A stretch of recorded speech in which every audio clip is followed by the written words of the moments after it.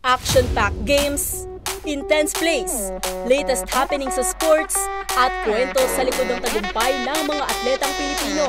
DZRH TV, Match Point. Do it! Sa mundo ng volleyball, aarangkada na ang inaabangang UAAP Season 86 Collegiate Volleyball sa Sabado, kung saan magtatapatan ang 8 universidad para sa kampyonato.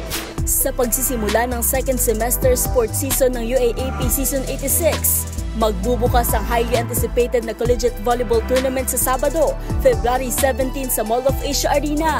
Para sa kasalukuyang season, asahan ng mas pinatinding kompetisyon sa pagitan ng mga kupunan, lalo na sa dalawang huling women's volleyball champions na De La Salle University at National University. Marami rin ang dapat abangan sa mga bagong coaching staff at manlalaro ng kupunan.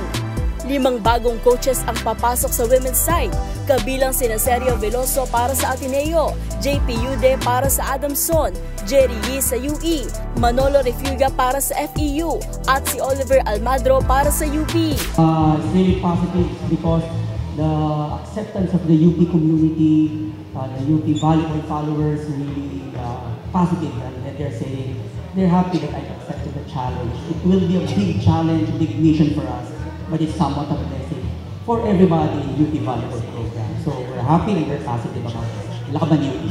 Para naman sa head coach ng UAAP Season 85 Women's Volleyball Champions na De La Salle University Green Archers na si Coach Noel Orculio, mas pinatindi nila ang kanilang preparation para sa paparating na season bilang defending champs. We're making sure na lagi namin sinasabi sa kanila na huwag tayong makontento na nag-champion tayo ngayon. Tapos na yun, we have to face the new season. So we have to prepare much na double time kasi we are the defending champion. All the teams are after us. So mas mahirap mag-depend ng championship kaysa ikaw yung hahabol sa nag-champion. At ganito rin ang iniwang mensahe ng head coach na si Dante Alinsunuri ng defending champions sa men's volleyball na National University. Continue yung kung ano yung goal namin every year. Lagi nag-remind lang sa mga players na kung ano may dapat gawin at dapat gawin.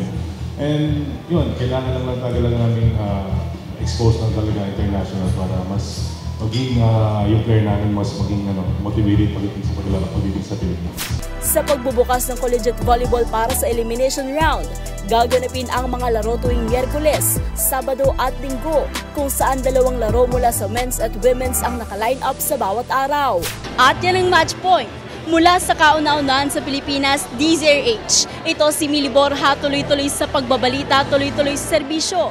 Sama-sama tayo, Pilipino.